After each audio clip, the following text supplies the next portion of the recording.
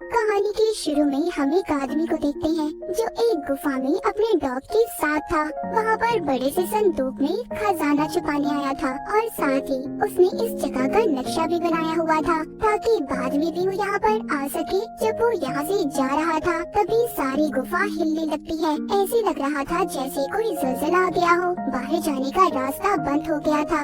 उस आदमी का डॉग तो दूसरी तरफ चला गया था पर वो उधर ही गुफा में फंस गया था। वो अपने डॉग को एक संदूक और यहाँ का नक्शा देकर कहता है, जाओ जाकर थोड़ी दूर एक विच का घर है जो जादू करती है, उसको ये चीजें जाकर दे आना। वो डॉग ऐसा ही करता है पर वो बेचारा उधर ही फंस गया था। उस आदमी का डॉग जादूगरनी के घर तक पहुँच जाता है और उसको सारी चीजें दे देता है। इसके बाद कहानी में हम कुछ आगे का सीन देखते हैं जहाँ पर एक आदमी जिसका नाम एमिट था, जो उसी आदमी का परपोता था जो गुफा में दफन होकर मर गया था। वो बैठा अपने बच्चों और उनके दोस्तों को ये कहानी सुना रहा था कि कैसे उसकी दादा ने इस गांव में खजाना छुपा कर रखा हुआ है। पर यहाँ पर हमें पता चलता है एमिट के बेटे का जो दोस्त था उसके अंकल से उसने कुछ पैसे लिए हुए थे। वो आदमी अब एमिट से उधर ही पैसे लेने आ गया था और साथ ही बहुत सारा इंटरेस्ट भी मांग रहा था। वो एमिट को नोटिस देता है कि 5 दिन के अंदर अंदर उसे उसके सारे पैसे लौटाने होंगे।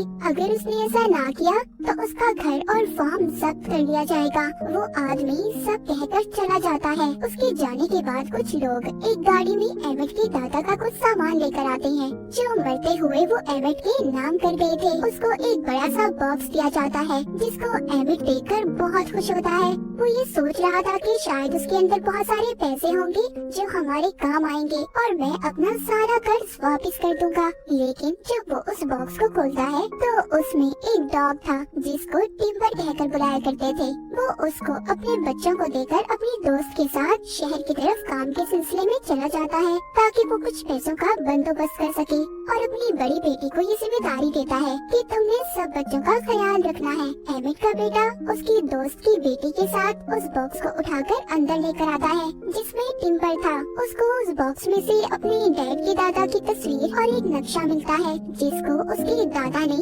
गुफा में छुपाया था। एमिट का बेटा बहुत खुश होता है और सोचता है कि खजाने वाली बात बिल्कुल सच है। अब वो उस खजाने को ढूंढने का फैसला करते हैं। तभी उसकी बड़ी बहन आती है और कहती है मैं पार्टी में जा रही हूँ, तुम प्लीज घर पर रहना और घर से बाहर मत जाना।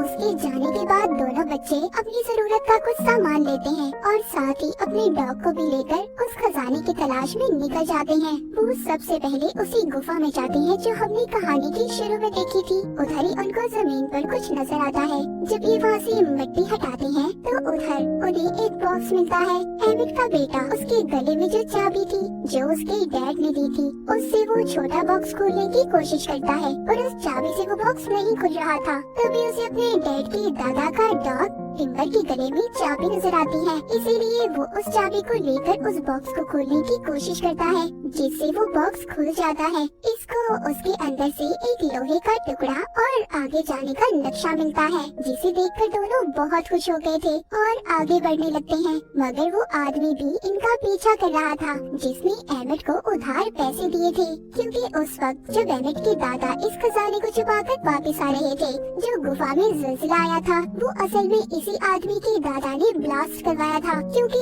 उस वक्त वो भी इस खजाने की तलाश में थे। एमिट के बेटे और उसके दोस्त ने भी इन्हें देख लिया था, इसीलिए वो आदमी अपने कुछ साथियों को इनके पीछे लगा देता है। मगर वो तो यहाँ से भाग गए थे और नक्शे के मुताबिक आगे बढ़ रहे थे। आगे जाकर जब उनके डॉग उल्टा लेटते हैं तो उन्हें एक पहाड़ नजर आता है जिसको उल्टा लेटकर ही देखा जा सकता था। वो डॉग उनको भी देखने का कहते हैं।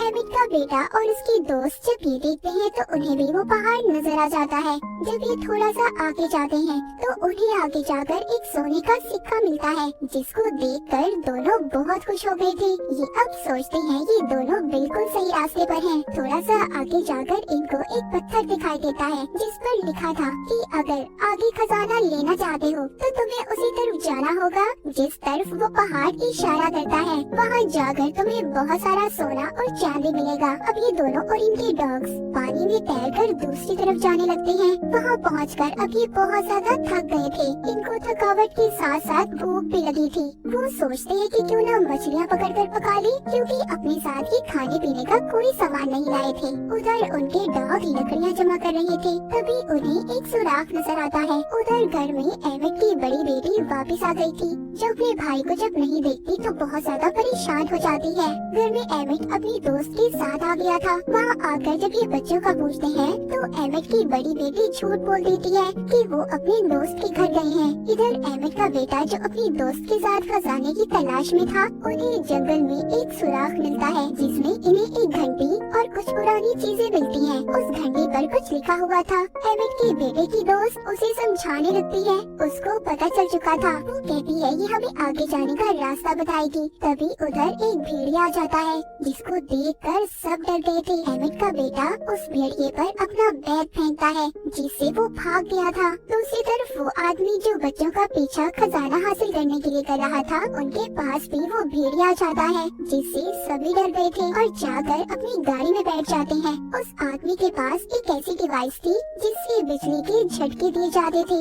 वो जब उस बिजली के झटके देने वाली डिवाइस को भेड़िए पर इस्तेमाल करने वाला था, तभी गलती से वो जल जाती है और हड़बड़ाहट में बिजली के झटके इसी आदमी और इसके साथियों को लग जाते हैं। उधर एमिट को जब बच्चे नहीं मिलते तो परेशान होकर वो उन्हें ढूंढने निकल जाता है। उधर एमिट के बेटे की दोस्त के पास एक ट्रैकिंग डिवाइस थी, जिसकी मदद से एमिट बच्चों को ढूंढने निकल गया था। उधर बच्चे आगे बढ़ते हुए उसी जादूगरनी के घर पहुंच गए थे, जिसको बहुत सालों पहले एमिट के दादा के डॉग ने एक बॉक्स और कुछ सामान दिया था। वो जादूगरनी कोई आम जादूगरनियों की तरह नहीं थी, वो तो बल्कि एक अच्छी जादूगरनी थी। जब वो बच्चों को ऐसे थका हुआ देखती है तो अंदर आने का कहती है और एमिट के बेटे की दोस्त की चोट पर दवाई लगाती है और बताती है कि मैं यहाँ पर अपनी माँ के साथ रहती हूँ, जो भी बाहर गई हुई है। एमिट का बेटा जब अपने बारे में बताता है तो जादूगरनी कहती है उसके डैड के दादा का नाम लेकर, क्या तुम उन्हें जानते हो? वो कहता है हाँ, वो मेरे डैड के दादा थे। तभी वो जादूगरनी उसको एक बॉक्स देती है जो बहुत सालों पहले उसके डैड के दादा का डॉग इन्हें देकर गया था। वो बताती है कि मेरे खानदान के लोगों ने इसे संभाल कर रखा था और अगर तुम उनके रिश्तेदार हो तो तुम इसको ले सकते हो। एमिट का बेटा अब उस बॉक्स को अपने गले में लटकी चाबी से खोल देता है, जिसमें से उसे एक छोटी कुल्हाड़ी और आगे का नक्शा मिलता है। बच्चे जब बाहर देखते हैं तो उधर वही आदमी आ गया था जो इनका पीछा कर रहा था, मगर वो जादूगरनी अपने घर के खुफिया रास्ते से उन बच्चों को घर से बाहर जाने का रास्ता दिखाती है। तभी उसी जादूगरनी के दरवाजे पर वो आदमी भी आ गया था जो बच्चों का पीछा कर रहा था। वो जादूगरनी से पूछता है कि बच्चे कहाँ पर हैं, जिस पर वो झूठ बोलती है कि वो नहीं जानती कि बच्चे कहाँ पर हैं। वो आदमी इसको अपनी बिजली के झटके देने वाली डिवाइस दिखाकर डराता है। कहता है देखो, अगर तुमने मुझे सच ना बताया तो अच्छा नहीं होगा तुम्हारे साथ।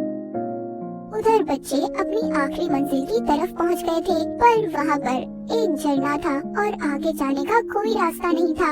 लेकिन अचानक ही उधर उनके डॉग को जमीन पर कुछ निशान दिखाई देते हैं जो शोर करके उनको अपनी तरफ बुलाते हैं। वहाँ निशान में एक छोटा लोहे का टुकड़ा, घंटी और छोटी कुल्हाड़ी रखने के निशान बने हुए थे। जो चीजें इनको अब तक मिल चुकी थी, उन चीजों को उधर लगाते ही पत्थरों के दरमियान एक रास्ता बन जाता है, जिसे देखकर वो बहुत खुश होते हैं। तभी उधर वही आदमी भी आ गया था जो इनका पीछा कर रहा था। वो कहता है शुक्रिया मेरे बच्चों, खजाने को ढूंढने के लिए। जब वो उस रास्ते पर जाने वाला था तभी उस गुफा से बहुत सारे चमगादड़ बाहर निकल आते हैं, जिससे सबका ध्यान भटक गया था। इस बात का फायदा उठाकर एमिट का बेटा उन सब चीजों को निकालकर अपनी दोस्त और डॉग्स के साथ अंदर चला जाता है, जिसके जाते ही रास्ता बंद हो गया था। वो अंदर आकर इधर उधर खजाना ढूंढने लगते हैं। ये वो ही गुफा थी जहाँ पर एमिट के दादा ने खजाना छुपाया था। ये सब ट्रॉली में सवार होकर आगे बढ़ने लगते हैं। बाहर वो आदमी जो खजाने का पीछा कर रहा था, वो बॉम्ब को ब्लास्ट करके रास्ता खोल लेता है। तभी बॉम्ब के फटने की आवाज एमिट भी सुनता है। वो भी उधर पहुँच चुका था। अंदर गुफा में एमिट के बेटे को वही संदूक मिल जाता है जो एमिट के दादा ने छुपाया था। वो जब उसको खोलते हैं तो उसमें सिर्फ हड्डियाँ थी। वो सोचते हैं कि मेहनत करने के बाद भी हमें सिर्फ ये पुरानी हड्डियाँ मिली, क्या फायदा हमारी इतनी मेहनत का। पर टिम्बर को उधर सोने की एक हड्डी मिलती है। जब वो थोड़ा सा आगे जाकर देखते हैं तो वहाँ पर बहुत सारा सोना था। उनको अपनी आंखों पर यकीन नहीं आ रहा था कि उन्होंने खजाने को ढूंढ लिया। लेकिन उधर वो आदमी जो खजाने की तलाश में था उधर आकर सबको पकड़ लेता है। उधर ये जादूगरनी का डॉग भी आ गया था जो उस आदमी पर हमला कर देता है। तभी सारे डॉग उसके बाकी साथियों पर भी हमला कर देते हैं। तभी एक आदमी का हाथ वहाँ पर लगे हुए बॉम्ब पर गलती से पड़ जाता है जिससे वो जलने लगते हैं। पूरी गुफा हिलने लगी थी। सब लोग जल्दी जल्दी बाहर आ जाते हैं। बाहर आते ही वो आदमी जो खजाने के पीछे था सबको कहता है ये खजाना मेरा है और बिजली के झटके देने वाली डिवाइस से भी डराता है। तभी एमिट के बेटे के डॉग्स उस पर हमला कर देते हैं। वो डिवाइस गलती से ऑन हो जाती है। उसके चलते ही उसे और उसके साथियों को झटके लगने लगते हैं जिस पर सब हंस रहे थे। लेकिन एमिट अभी भी परेशान था क्योंकि उस खजाने तक जाने का रास्ता बंद हो गया था। वो सोचता है अब तो उसे 5 दिन बाद अपना घर खाली करना ही पड़ेगा। पर तभी उधर टिम्बर सोने की हड्डी लेकर आता है।